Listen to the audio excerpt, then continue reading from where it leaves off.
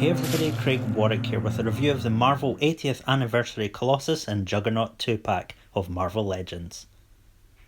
This is a hefty release from Hasbro with two big characters in one box, but let's take a look at Colossus first. Pyotr Nikolaevich Rasputin grew up in the farmlands of Siberia, where his immense strength and stature made him indispensable to his loving family, and that was even without his natural mutant ability to change his flesh into organic steel, growing taller, stronger, and not needing to eat, breathe, or sleep while transformed. Eventually recruited by Professor X into the X-Men, Colossus followed his heart and put his life on the line, literally, fighting to protect humanity. Colossus looks great out of the box in a more classic costume than the previous figure we received in Marvel Legends. The sculpt is excellent, the majority of it being unique, with the exception of the hands, upper arms and head, which we saw on the previous release.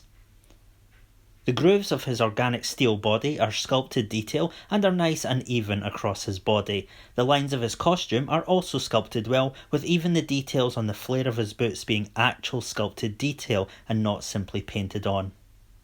The upper part of his costume is a separate soft plastic piece that's glued onto the upper torso, and it looks great. Hasbro have really gone the extra distance with this sculpt and I'm there for it.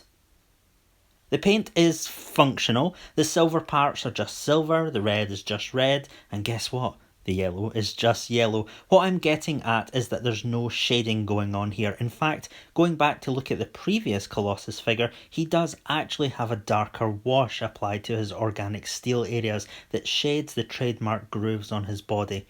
It got a bit sloppy at times, but it's a shame we couldn't get a refined version of that to better pick out the details on this new premium set. I'm kind of used to this with Hasbro, but somehow my expectations were perhaps a little elevated with this 80th anniversary series. Silly me. There are a couple of paint imperfections, most notable this black stroke on his boot, but nothing too bad. Colossus comes with alternate hands, so he can have two fists or two grasping hands. He doesn't have alternate heads like the previous release, so no Daddy Colossus this time.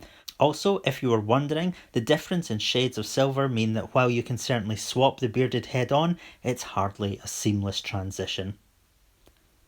Colossus stands the same height as the previous release, appropriately much taller than his ex-compatriots. He's not quite up there with Apocalypse or Hulk, but that's fine by me.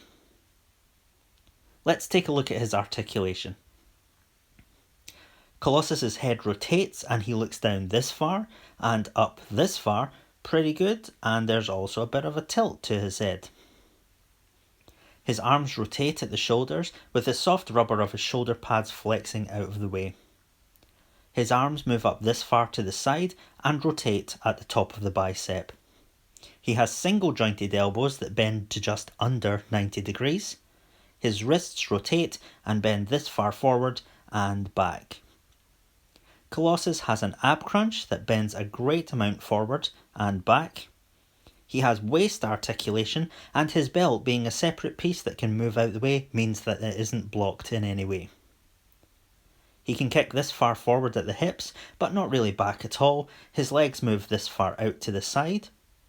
There's rotation at the top of the thigh, double jointed knees that allow the legs to bend right back on themselves. There's no rotation at the calf, but his ankles of course hinge this far forward and back, and he has ankle rockers. And as the legend goes, this is his widest possible stance, still with both feet flat on the floor, tovarish. So that's Colossus. He's pretty much a perfect figure of Colossus in my mind, and I fully recommend picking him up. But that of course means you have to get the other guy as well. The Juggernaut, Cain Marko, is Charles Xavier's abused and abusive step-brother.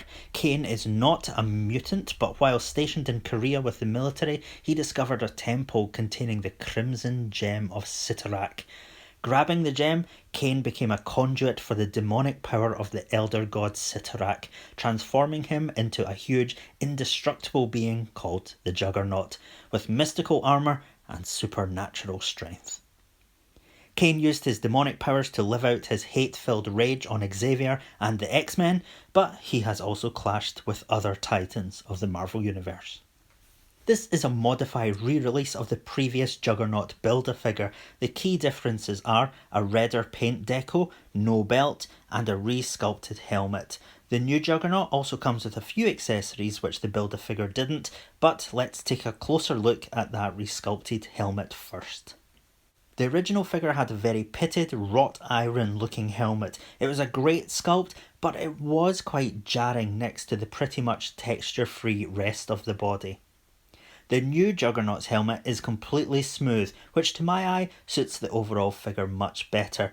Beyond the texture, the helmet shape is much wider. Again, to me this looks much better and makes the Juggernaut look broader, sturdier and more threatening. It's amazing what subtle changes can do. And speaking of subtle changes, the new Juggernaut also has purely white eyes, which are much more expressive and threatening looking to me.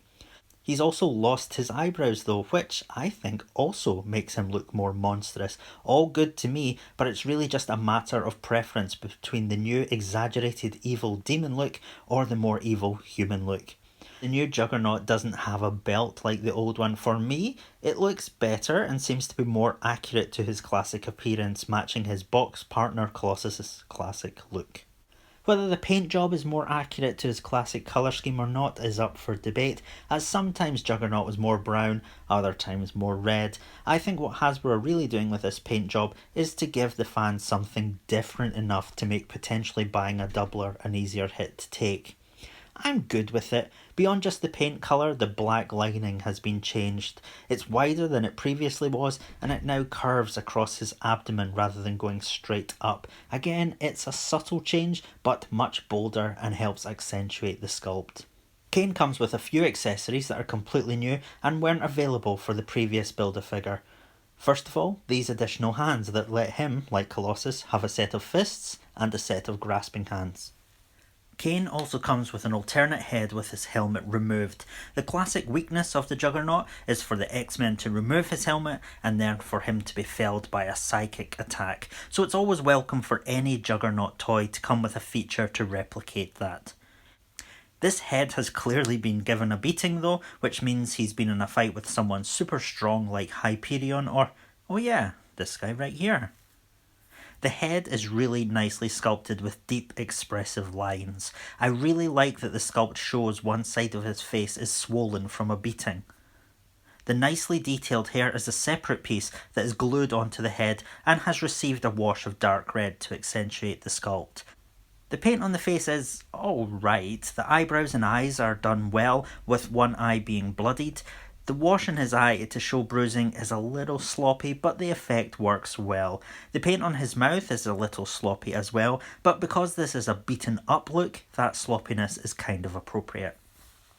Kane's final accessory, which goes with his beaten up head, is this beaten up helmet. It's very nicely sculpted, with the Mystic Cyttorak metal torn and twisted outwards, and the once smooth finish now battle worn and scraped. The helmet fits over the head and there are a couple of little plastic guides that help it keep its grip a little, but it does take some adjusting to get right. I do like the sculpt and everything, but when I see Juggernaut's helmet sitting with this gap between it and his body, it just doesn't seem right. It's not something that's noticeable on the undamaged head, but here I think it's because I can see right through the gap that it just doesn't quite hit the mark for me. It's still a great accessory to get though, keep them coming Hasbro. Let's take a look at Juggernaut's articulation. His head rotates and the helmeted head looks down this much and up this much. The unmasked head looks down this much and up this much. He has rotation at the shoulders and his arms move up this much to the side. He has rotation at the top of the bicep and single jointed elbows that bend just under 90 degrees. There's rotation at the wrist and they hinge this far forward and back on the fists and this far on the grasping hands. He has an ab crunch that bends a good amount forward and back. There's rotation at the waist. His hip articulation lets him kick this far forward but not really back. His legs move this far out to the side. There's rotation at the top of the thigh. a single jointed knee that bends to 90 degrees, no rotation at the top of that boot. He has ankle hinges that don't really allow his foot to bend forward, but there's a good amount of movement backwards. A little more forward movement would have been useful for Juggernaut's charging poses, but he does have ankle rockers. And as the legend goes, this is his widest possible stance, still with both feet flat on the floor. Bitch. And that is the Juggernaut. Going into this, I felt really crap about forking out for another version of a Build-A-Figure I never really cared for in the first place, but I've kind of been won over by the Juggernaut. There's not a huge difference between him and the previous version, but the subtle differences really make it more appealing for me. I really do like the new wider helmet and the more supernatural paint scheme on the head. Will he replace my Marvel Select Juggernaut on my shelf? You know what? I think he will. While the Select Juggernaut is a masterpiece of sculpting and an amazing figure, the big appeal of Hasbro's Marvel Legends is that there is a continuum of style across all the figures. They look like they belong together. The Marvel Select Juggernaut kind of broke that look when in my display. The subtle changes to the new Marvel Legends Juggernaut make him look like a better figure by himself, and he fits much better with the other figures on my shelf. So all in all, this 2-pack is a must-have for X fans. The classic costume for Colossus is quite timeless and looks at home in any number of X teams or setups of Marvel heroes.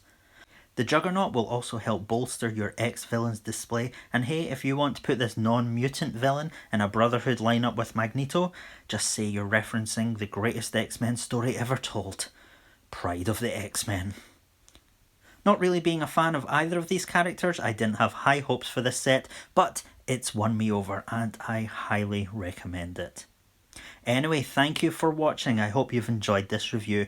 Please hit that like button and subscribe if you want to see more content from me. Here on my channel you can find more reviews and also customs, including this one of the X-Villain Spiral.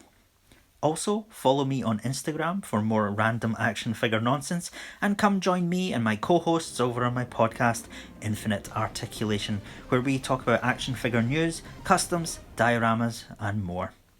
Wherever I bump into you next though, pour on the power. Bye bye.